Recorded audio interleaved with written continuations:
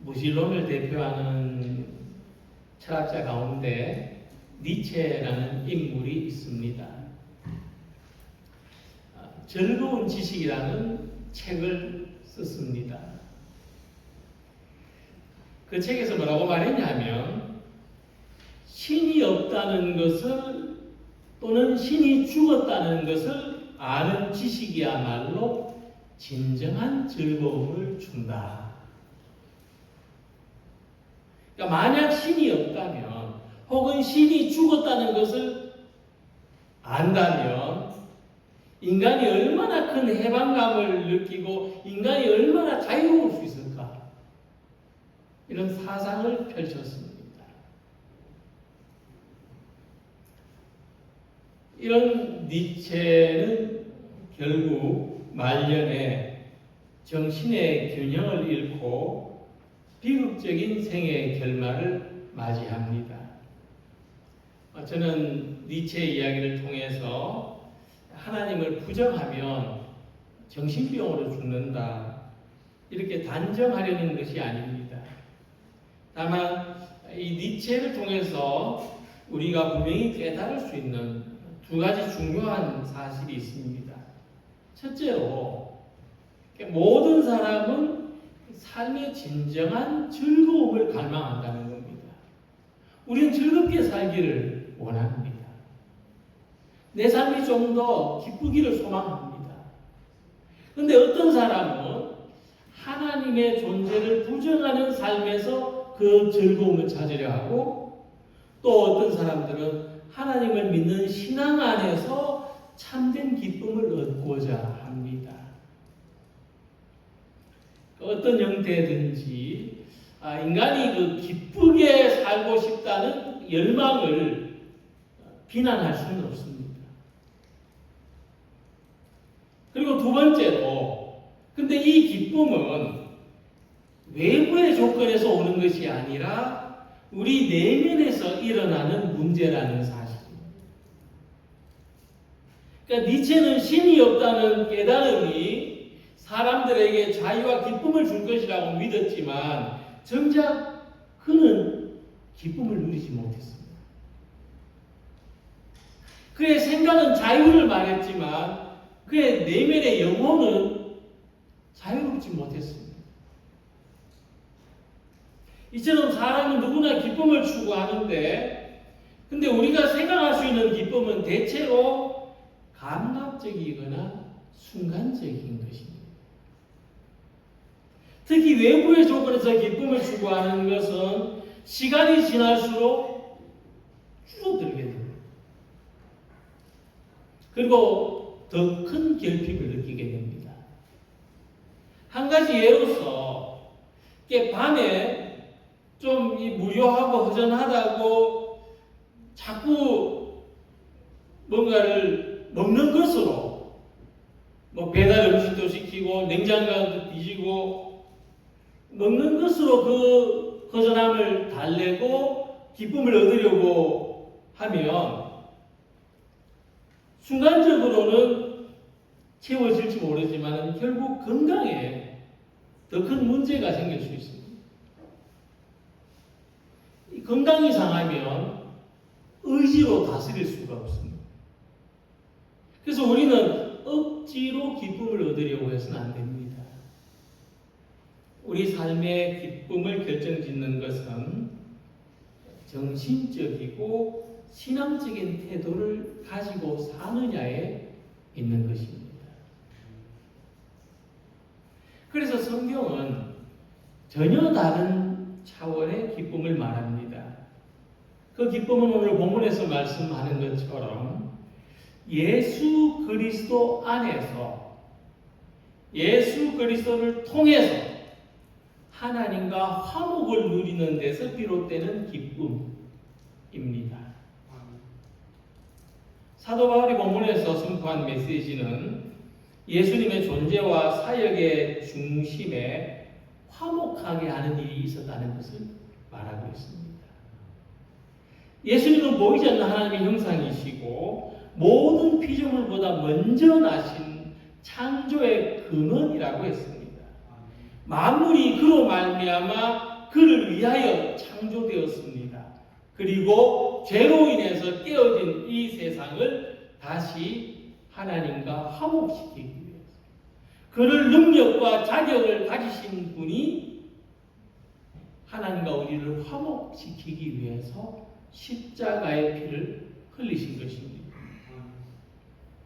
그래서 예수님 안에서 하나님과 사람들과 세상과 화목을 누리는 것이야말로 우리에게 진정한 기쁨의 근원이 되는 것입니다.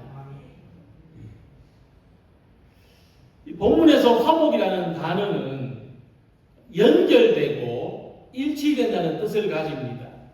그러니까 화목하게 된다는 것은 우리의 모든 깨진 관계가 다시 회복되어서 연결되고 하나의 어떤 질서 있게 되는 것입니다. 그래서 우리가 누리는 기쁨은 본질적으로 관계에서 오는 것입니다. 이 기쁨이 굉장히 크고 중요합니다. 모든 관계 속에서 그리고 신뢰 속에서 그리고 의미 있는 만남과 교제 속에서 기쁨과 삶의 의미가 생겨납니다. 참된 기쁨은 우리가 이 관계 안에서 화목의 은혜를 깨닫는 것입니다. 그리고 우리 모두가 이 화목에 참여할 때 누릴 수 있는 것입니다. 우리 삶에 이러한 기쁨이 가득하기를 소망합니다. 오늘 본문의 말씀을 볼 때 첫째, 우리의 기쁨은 하나님과의 관계에서, 그래서 하나님을 아는 데서 비롯됩니다. 하나님을 아는 것이 우리의 기쁨입니다. 그러나 하나님은 보이지 않는 존재이시고 곧 우리가 눈으로 볼 수 없는 분입니다. 그 다음 우리가 하나님을 어떻게 알 수 있을까? 그래서 옛날에는 초자연적인 지식이나 체험을 통해서 신의 존재를 알 수 있다고 믿는 사람들이 있었습니다. 우리는 그런 사람들을 신비주의자라고 부릅니다. 신비주의자들은 어떤 초자연적인 지식과 경험으로 하나님을 알았고 경험했고 그것이 엄청난 기쁨이라고 했습니다. 그러나 신비주의가 위험한 이유는 그들의 신앙에는 경험은 있지만 진리의 내용이 없기 때문에 위험합니다. 그러니까 그 경험이 뭔지 모르는 경험이라는 겁니다. 그래서 신비주의는 항상 체험을 강조합니다. 그런데 이 체험은 항상 의심을 받습니다. 신비적으로 하나님을 경험했다, 보았다, 하나님의 음성을 들었다 하는데 그것은 말하는 사람에 의해서 언제든지 꾸며지거나 과장될 수 있습니다. 그래서 신비주의는 그런 의심을 받습니다. 그러나 본문에서 바울은 그는 보이지 아니하는 하나님의 형상이시요 모든 피조물보다 먼저 나신 이시라고 말씀합니다. 바울도 신비적인 경험이 없었던 사람이 아닙니다. 누구보다도 깊은 신비의 경험이 있었습니다. 근데 오히려 바울은 자신이 신비적인 경험을 이야기할 때는 상당히 절제하고 있습니다. 심지어 그 경험한 자신마저도 객체화시켜서 이야기를 하고 있습니다. 내가 경험했다 아니고 그렇게 경험했던 사람을 내가 안다 이렇게 말합니다. 그래서 우리는 이 말씀이 이런 생각을 해볼 때 오늘 바울이 말씀한 이 말씀이 신비주의자의 말이 아니라는 것을 분별할 수가 있습니다. 신비주의자의 말이 아닙니다. 바울이 말하는 것은 뭐냐면 역사적인 예수, 신비적으로 경험된 예수가 아니고 역사적인 예수, 모든 사람들에게 직접 보여지신 예수님에 대한 이야기를 하고 있습니다. 그래서 우리가 역사적으로 활동하신 예수님을 통해서 하나님이 어떤 분이신지를 알 수 있다고 하는 것이 바울이 말씀한 핵심입니다. 그리고 우리 신앙의 핵심입니다. 보이지 않는 하나님의 실체와 성품이 예수님을 통해서 드러났다 하는 말씀입니다. 그래서 하나님은 예수님을 통해서 자기 자신을 숨김없이 드러내셨습니다. 그래서 우리가 예수님을 믿고 예수님을 아는 것은 단순히 역사적으로 한 위대한 인물을 아는 것이 아니라 하나님을 아는 것이고 하나님을 체험하는 것입니다.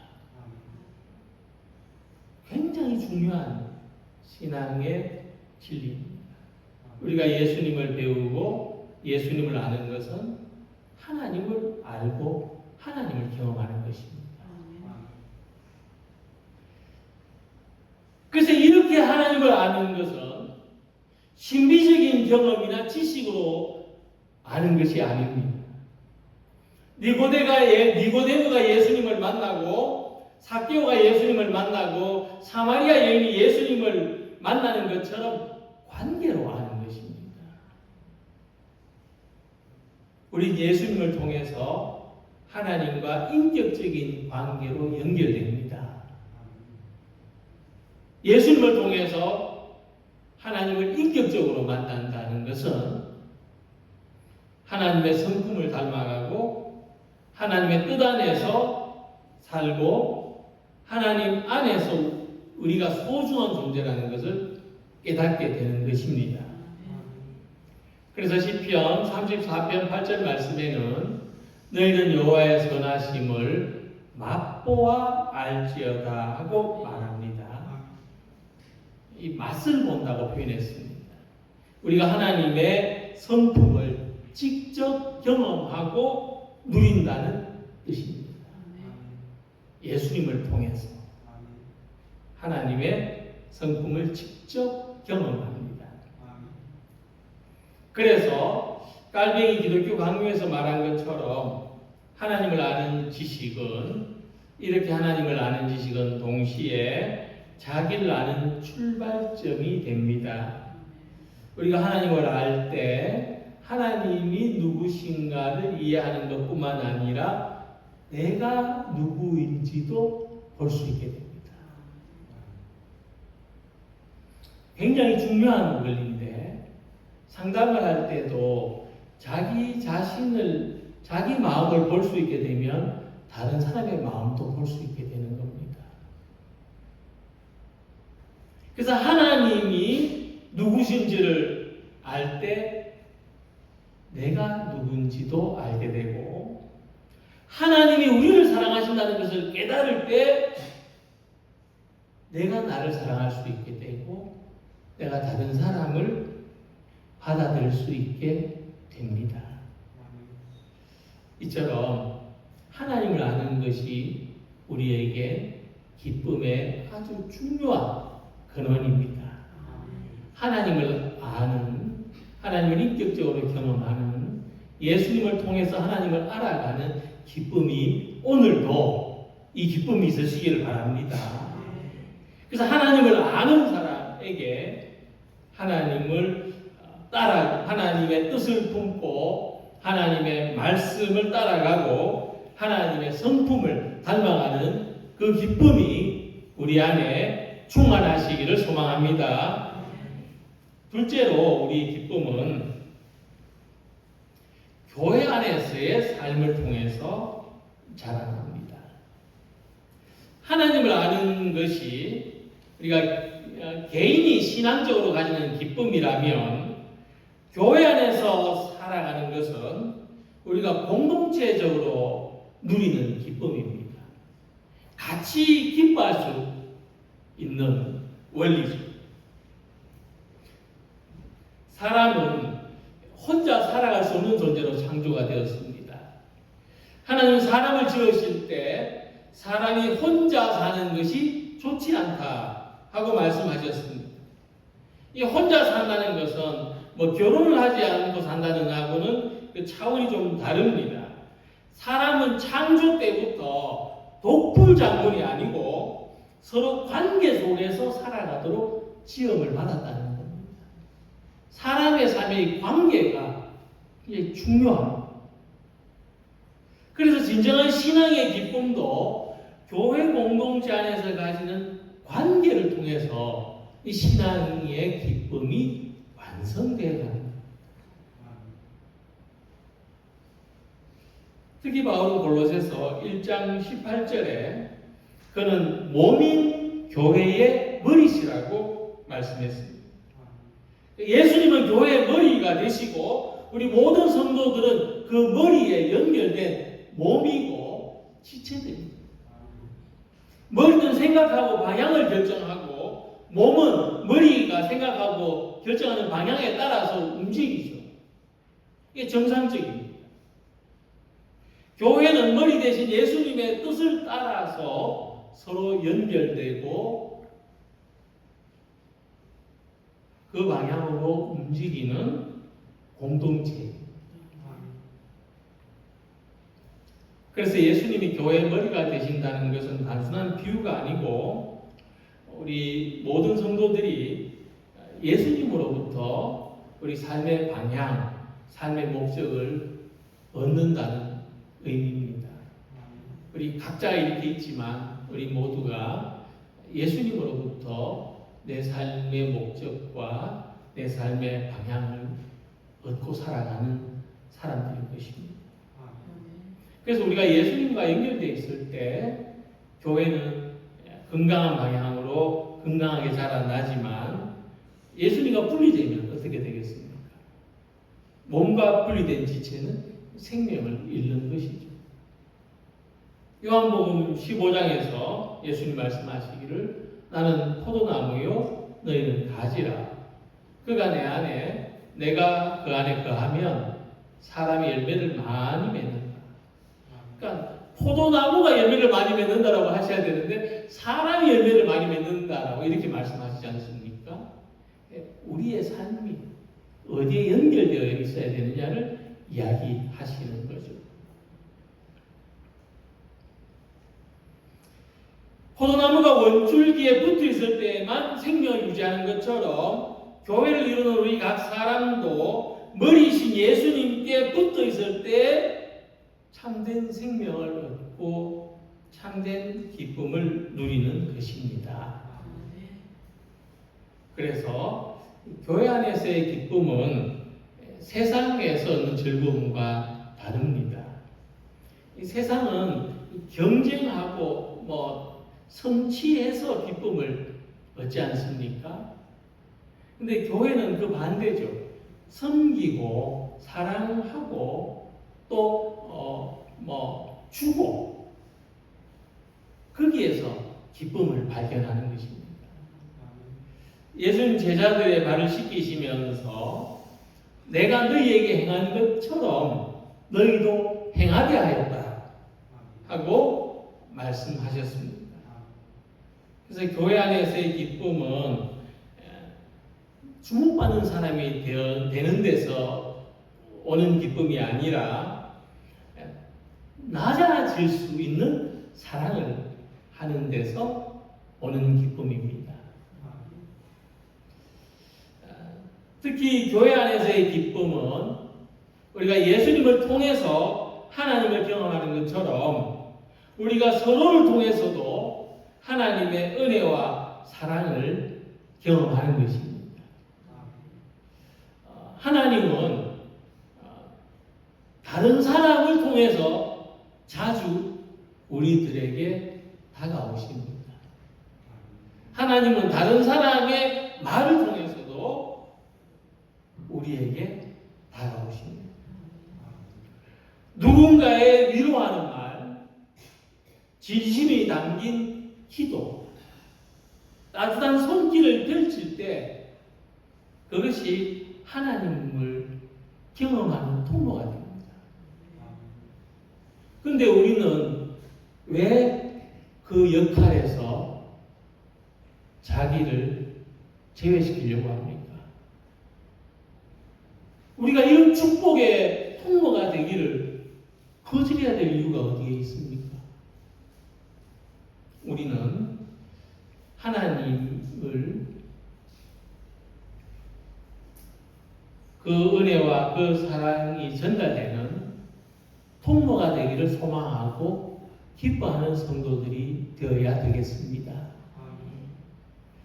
그래서 교회 공동체는 우리 각 사람을 통해서 하나님이 역사하신 장소입니다. 교회 안에는 서로 다른 사람들, 서로 다른 성향의 생각의 사람들이 모여 있습니다.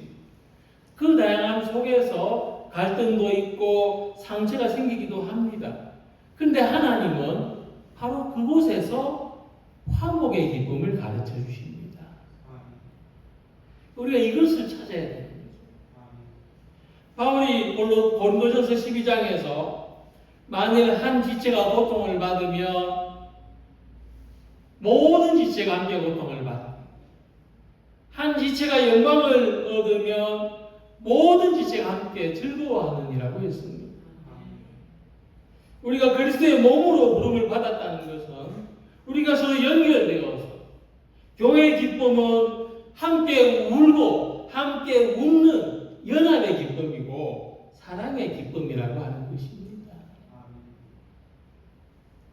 그래서 하나님이 우리를 교회로 부르신 이유는 이 기쁨을 알지 못하는 세상에 전하게 하시기 위해서입니다.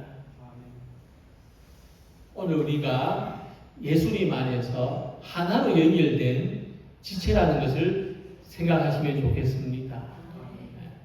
어떤 사람은 눈이 역할을 할 수 있고 어떤 사람은 발의 역할을 할 수 있는데 우리 그 다양성과 그 다름을 서로 인정하고 존중합니다. 그리고 그러면서도 우리는 서로 연결되어 있다는 것을 생각해야 됩니다. 예수님이 머리십니다. 예수님으로부터 생명을 공급하고 예수님으로부터 함께 기뻐하고 함께 은혜로운 이 기쁨을 충만히 누리는 교회가 되기를 소망합니다.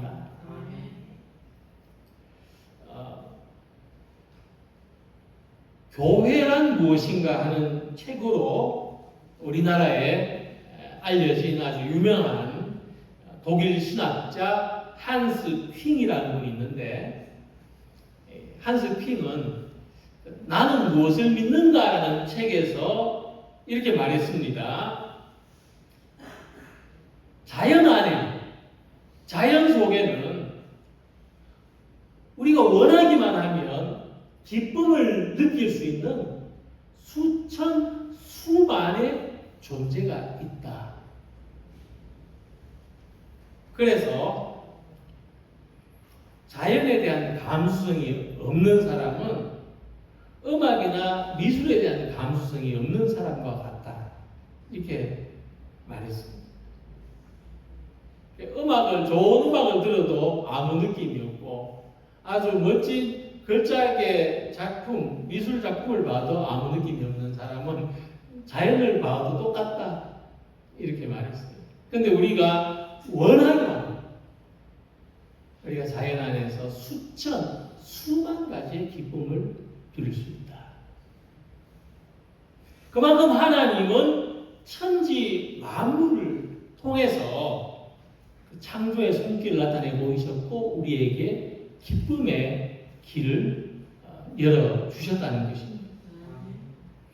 하나님이 창조하신 세계를 보실 때 보시기에 좋았더라 하고 성경에 기록된 것처럼 우리가 하나님에 의해서 창조된 이 세상과도 화목을 누리는 이 기쁨도 수천, 수만 가지로 경험될 수 있는 것입니다. 바울은 본문 20절에서 그의 십자가의 피로 화평을 이루사 만물도 땅에 있는 것이나 화목이 하늘에 있는 것이 그로 말미암아 자기와 화목하게 되기를 기뻐하심이라고 말씀했습니다. 이 만물과의 화목이 되는 중심에 예수님이 있습니다. 예수님의 십자가가 얼마나 위대한 십자가인가 하면 우리의 죄사함을 넘어서 하나님과 인간, 인간과 피조물의 세계, 궁극적으로 만물과 창조주 사이의 관계를 회복시키는 우주적인 화목의 중심이라는 것입니다. 이것은 바울만의 이야기가 아니라 이 바울의 이야기를 오늘날에도 이어받은 수많은 신학자들, 철학자들의 동일한 이야기이기도 합니다. 그래서 우리가 경험하는 기쁨의 또 한 가지 차원은 만물과도 화목하는 것입니다. 모든 것과 화목하는 것이다. 우리의 삶은 자주 불화, 갈등 속에서 흔들리죠. 가정에서, 직장에서, 사회에서 다툼이, 작은 다툼이 또 불화, 불평 끊이지 않습니다만 우리는 이 혼란 속에서도 화목하게 하는 길을 발견하는 사람들입니다. 우리가 화목하게 하는 길을 발견한다는 것은 단순히 이런 문제가 사라지는 것이 아니라 이 문제 속에서도 하나님과 함께 또 우리 서로가 함께 화목을 이루는 삶을 살아간다고 하는 것입니다. 그래서 우리가 예수님을 통해서 화목을 누릴 때 첫째로 자연과 환경 속에서 기쁨을 발견하게 됩니다. 산을 바라보고 강을 바라보면서 하나님의 솜씨를 느낍니다. 가을의 단풍을 떨어진 잎 하나를 바라보면서도 창조의 아름다움을 발견하는 기쁨을 가집니다. 둘째로 만물과 화목을 누리는 삶은 사람과의 관계 회복으로 이어집니다. 성경은 우리에게 할 수 있거든 너희로서는 모든 사람과 더불어 화목하라고 말씀합니다. 하나님과 화목한 사람은 이웃과도 화목한 삶을 추구하고 분노와 원망에 사로잡히는 대신 이해하고 사랑하기를 선택하게 되는 것입니다. 셋째로 만물과 화목을 누리는 삶은 영적인 차원의 기쁨을 제공합니다. 우리가 세상의 혼란이나 고된 환경 속에서도 평안을 누릴 수 있는 이유는 예수님을 통해서 만물과 화목을 이루게 하신 하나님을 의지하기 때문입니다. 하나님을 의지하는 것 안에 모든 것과의 화목하게 되는 길이 있습니다. 그래서 우리 삶의 기쁨은 니체가 말한 것처럼 하나님을 배제하는 삶이 아닙니다. 우리 삶의 기쁨은 서로의 관계를 소원하게 하는 것이 아닙니다. 모든 것 안에서 하나님을 받아들이고 또 서로 신뢰하고 사랑하는 관계 속에서 우리 삶에 진정한 기쁨이 있습니다. 하나님은 바로 이 기쁨을 우리에게 주시기 위하여 예수님을 통해서 하나님과 또 우리 서로와 만물로 화목되게 하셨습니다. 우리는 세상 속에서 이 화목한 삶의 방식을 가지는 성도들이 되시기를 바랍니다. 그리고 하나님께서 만물을 회복되게 화목하게 하시는 일에 동참하고 동력하는 성도들이 되시기를 바랍니다. 가정에서, 교회에서, 사회에서, 자연 속에서 우리는 분열보다도 연합, 파괴보다도 회복을 추구하는 성도가 되기를 바랍니다. 예수님의 십자가로 이루어진 이 화목의 기쁨을 풍성히 누리는 우리 모두가 되시기를 주님의 이름으로 기원합니다. 기도드리겠습니다.